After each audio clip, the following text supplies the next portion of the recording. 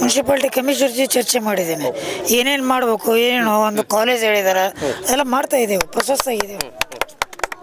ನಮ್ಮ ನೇತೃತ್ವದೊಳಗೆ ಇದು ಶಿರೂರು ಏತ ನೀರಾವರಿ ಆಗುತ್ತೆ 100% ಆಗುತ್ತೆ, ಮಾಡ್ತೇವೆ ಸರ್. ಇನ್ನೊಂದು ಏನಂತಂದ್ರೆ ನವನಗರದ ಹೊಸ ಬಸ್ ಡಿಪೋ ಆಗಿದೆಯಲ್ಲ ಸರ್, ಅದು ಓಪನಿಂಗ್ ಆಗ್ತಾ ಇಲ್ಲ, ಭಾಳ ಸಮಸ್ಯೆಗಳಿದಾವೆ. ಆಗುತ್ತೆ. ನವನಗರ ಈಗ ಓಪನಿಂಗ್ ಮಾಡ್ಬೇಕಂತೇಳಿ ಅದು ಕಾಂಕ್ರೀಟ್ ಚಾಲನೆ ಇಲ್ಲ. ಅಲ್ಲ, ಕಾಂಕ್ರೀಟ್ ಇದ್ದಿಲ್ಲ, ಎಲ್ಲ ಶುದ್ಧೀಕರಣ ಮಾಡ್ಬೇಕಲ್ಲ, ಅದನ್ನ ಕಾಂಕ್ರೀಟ್ ಮಾಡಿ ಬಸ್ ಗೀಸ್ ಬರಕ್ಕೆ ಅನುಕೂಲ ಮಾಡ್ಬೇಕಲ್ಲ. ನಡೆದ ಕಾಂಕ್ರೀಟ್ ಸರ್, ಅಂದ್ರೆ ಕಾರ್ಯಗತ ಆಗ್ತಾ ಇಲ್ಲ ಅಂತೇಳಿ ಅಲ್ಲಿನ ಕಾರ್ಮಿಕರು ಒಂದಿಷ್ಟು ಆರೋಪ ಮಾಡ್ತಿರ್ತಾರೆ ಸರ್. ಅದಕ್ಕೆ ಇಲ್ಲ, ಅದು ನಡೆದ ವರ್ಕ್, ಆ ವರ್ಕ್ ಮುಗಿದ್ಮೇಲೆ ಚಲೋ ಮಾಡ್ತೀವಿ. ಬಾಗಲಕೋಟೆ ಮತಕ್ಷೇತ್ರದ MLA ಆಗಿರುವಂತಹ ಉಮೇಶ್ ಮೇಟಿ ಅವ್ರು ನಮ್ಮ ಜೊತೆ ಇದ್ದಾರೆ. ಅವ್ರು ಮಾತಾಡ್ತಾ ಹೋಗೋಣ. ಸರ್, ಈಗ ಶಿರೂರು ಭಾಗಕ್ಕೆ ತಾವು ಆಗಮಿಸಿರುವಂಥದ್ದು, ಇಲ್ಲಿ ಬೇರೆ ಬೇರೆ ಕಾಮಗಾರಿಗಳಿಗೆ ಚಾಲನೆಯನ್ನು ತಾವು ಕೊಡ್ತಾ ಇದ್ದೀವಿ, ಏನು ಹೇಳಕ್ಕೆ ಇಷ್ಟಪಡ್ತೀವಿ? ಇದು ನಮ್ಮ ತಂದೆಯವರು ಹಾಕಿದ್ದು STP ಮತ್ತು FST, ಇದು 1,90,00,000. ಆಮೇಲೆ ನಗರೋತ್ಥಾನ 35 ಲಕ್ಷ. ಆಮೇಲೆ ಅಂಗವಿಕಲರಿಗೆ ಗಾಡಿಗೆ 10 ಲಕ್ಷ. ಆಮೇಲೆ ಸ್ಪೆಷಲ್ ಗ್ರ್ಯಾಂಟ್ ಒಂದು 5 ಲಕ್ಷ.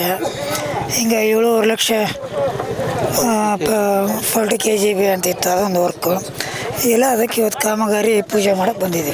ಸರ್, ಈಗ ತಮ್ಮ ತಂದೆಯವರಿದ್ದಾಗ ಲಾಸ್ಟ್ ಟೈಮು ಬೇರೆ ಬೇರೆ ಕಾಮಗಾರಿಗಳಿಗೆ ಚಾಲನೆ ಕೊಡ್ತೀನಿ ಅನ್ನುವಂತಹ ಮಾತುಗಳನ್ನ ಹೇಳಿದರು, ತಾವು ಸಹ ಇದ್ರಿ ಅವಾಗ. ಇನ್ನು ಏತ ನೀರಾವರಿಗೆ ಸಂಬಂಧಪಟ್ಟಂತೆ ಶಿರೂರಿಗೆ ಹೊಸದಾಗಿ ಏತ ನೀರಾವರಿ ಮಾಡೋಣ, ಮತ್ತು ಹೊಳ್ಳಿ ತಾವು ಪೈಪ್ಲೈನ್ಗೆ ಸ್ವಲ್ಪ ದುರಸ್ತಿ ಇದೆ ಹಾಗೆ ಅಂತ ಒಂದಿಷ್ಟು ಲೆಟರ್ಗಳನ್ನ ತಾವು ಬರೆದಿದ್ರಿ. ಸರ್, ಎಲ್ಲಿಗೆ ಈ ರೈಲ್ವೆ ಬ್ರಿಡ್ಜ್ ಮಾಡ್ತಾ ಇದ್ದಾರಲ್ಲ, ಆ ಬ್ರಿಡ್ಜಿನ ಸಂಬಂಧ ಅಲ್ಲಿ ಪೈಪ್ ಹೊಡೆದ, ಆ ಪೈಪ್ ಹೊಡೆದಕ್ಕೆ ಕೆರೆ ನೀರು ತುಂಬ್ತಾ ಇಲ್ಲ, ಅದನ್ನೆಲ್ಲ ಸರಿ ಮಾಡೋಕ್ಕೆ ಹೇಳಿದ್ದೀನಿ. ಆ ರೈಲ್ವೆ ಟ್ರ್ಯಾಕ್ದವರು ಕಿರಿಕಿರಿ ಭಾಳ ಅದ ಅದು, ಯಾಕಂದರೆ ಅವ್ರು ಪರ್ಮಿಷನ್ ತೊಗೋಬೇಕು, ಅದು ಮಾಡಬೇಕು. ಈವನ್ DC ಅವ್ರಿಗೆ ಮೊನ್ನೆ ಮಾತಾಡೀನಿ, ಲೆಟ್ರು ಬರ್ದೇನೆ, ಈಗ ಆದಷ್ಟು ಬೇಗ ಮಾಡಾಕತ್ತೀವಿ. ಆಮೇಲೆ ನಗರ ಹೂಳೆತ್ತು ಒಂದು 2 ಕೋಟಿ ರೂಪಾಯಿ ಹಾಕಿದೆವು. ಕೆರೆದು ಎಷ್ಟು ಕೋಟಿ ಇದೆ? 1,80,00,000 ಹಾಕಿದೆವು. ಅದು ಈ ಕಾಮಗಾರಿ ಚಲೋ ಆಗುತ್ತೆ. ಈ ಮೇಜರ್ ಕೆರೆ ತುಂಬಬೇಕಾಗೈತೆ ನಾವು, ಬಟ್ ಅದು ರೈಲ್ವೆ ಟ್ರ್ಯಾಕ್ ಅಡ್ಡು ಬಂದಿದ್ದಕ್ಕೆ ಅದು ನಮ್ಗೆ ಪರ್ಮಿಷನ್ ಸಿಗ್ತಾ ಇಲ್ಲ. ಅಲ್ಲಿ ಪೈಪು ಅಡ್ಡು ಹೋಗೋದಾದ್ರು ಅದು ರಿಪೇರಿ ಮಾಡೋಕ್ಕೆ ಪರ್ಮಿಷನ್ ಎಲ್ಲ ಇದೆ, ಬಟ್ ಅವರು ರೈಲ್ವೆ ಟ್ರ್ಯಾಕ್ದವರು ಪರ್ಮಿಷನ್ ಕೊಡ್ತಾ ಇಲ್ಲ. ಅಲ್ಲಿ ಹಾಸೋರು ಇಲ್ಲಿ ಹಾಸೋರು ಅಂತ ಹೇಳ್ತಾರೆ.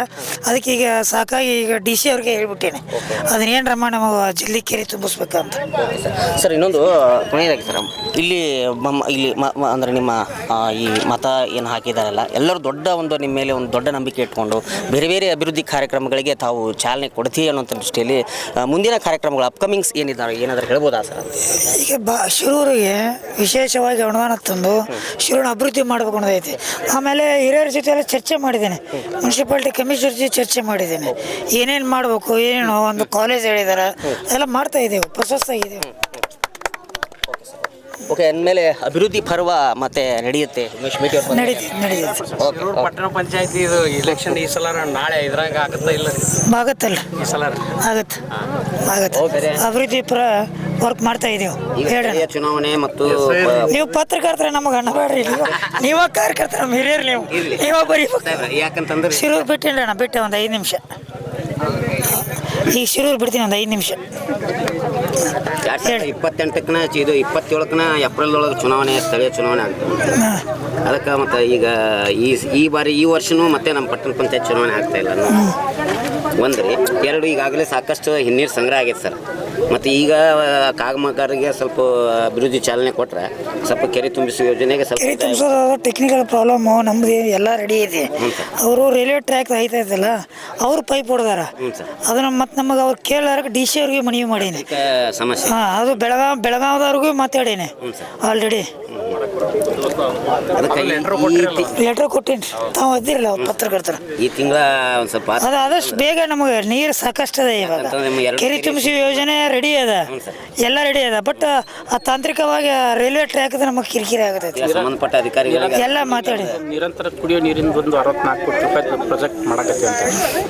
ಆಗ ಇದು ಶಿರೂರಿಗೆ ನೀರಿನ ಸಮಸ್ಯೆ ಆಗ್ಬಿಡಂತ 64 ಕೋಟಿ ನಿರಂತರ ಯೋಜನೆನೂ ಅದು ಚಾಲನೆ ಈ ಸದ್ಯದಲ್ಲೇ ಕೊಡ್ತೀವಿ ಅದನ್ನು. ಸರ್, ಇನ್ನೊಂದು ಸರ್, ಲಾಸ್ಟ್ ಹಿಂದಿನ ಶಾಸಕರು ಇದ್ದರು, ಅವರು ಶಿರೂರು ಏತ ನೀರಾವರಿ ಹಾಗೂ ಭಗವತಿ ಏತ ನೀರಾವರಿ ಇದ್ದರು. ಅದನ್ನು ಸ್ವಲ್ಪ ನಿಮ್ಮ ಅದು ಲೆಟ್ರ್ ಕೊಟ್ಟಿದ್ದೀನಿಲ್ರಿ, ಇದು ನಿಮ್ಮ ಅವಧಿ ಒಳಗೆ ಅದನ್ನ ಲೆಟ್ರ್ ಕೊಟ್ಟೀನಿ. ನನಗೆ ಉತ್ತರ ಕೊಟ್ಟಿದ್ದಾರೆ, ಯಾರೋ ಕೋರ್ಟ್ ಹೋಗಿದಾರಂತ. ಅದು ಎಲ್ಲೋ ಕಡೆ ಆಗೈತಿ, ನಡಬರ್ಕ್ ಒಂದಷ್ಟು ಉಳ್ದದ. ಅವರು ಹೂಳು ತುಂಬೈತೆ, ಅವ್ರು ಕೋರ್ಟ್ ಹೋಗಿದ್ದಾರೆ. ಅದನ್ನು ಕೋಟಿಂದ ಕ್ಲಿಯರ್ ಮಾಡ್ರಿ ಅಂತ ಅದನ್ನು ಹೇಳಿದ್ದೀನಿ. ಈ ಭಾಗದ ರೈತರಿಗೆ ಅದು ಒಳ್ಳೆಯ ಯೋಜನೆ ಸರ್. ಅಚ್ಚನೂರು ಶಿರೂರು ಮುಗುಳಳ್ಳಿದು ರೆಡಿ ಇದೆ, ಬಟ್ KEB ಕನೆಕ್ಷನ್ ಆಗಬೇಕು.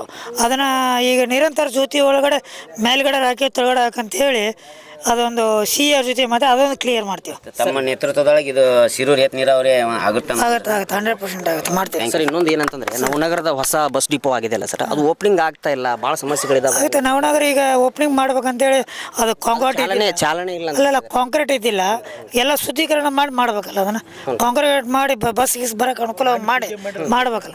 ನಡೆದ ಕಾಂಕ್ರೀಟ್ ಸರ್, ಅಂದ್ರೆ ಕಾರ್ಯಗತ ಆಗ್ತಾ ಇಲ್ಲ ಅಂತೇಳಿ ಅಲ್ಲಿನ ಕಾರ್ಮಿಕರು ಒಂದಿಷ್ಟು ಆರೋಪ ಮಾಡ್ತಿರ್ತಾರೆ. ಅದಕ್ಕೆ ಇಲ್ಲ ಅದು ನಡೆದ ವರ್ಕ್, ಆ ವರ್ಕ್ ಮುಗಿದ್ಮೇಲೆ ಚಲೋ ಮಾಡ್ತೀವಿ. Okay sir, thank you very much.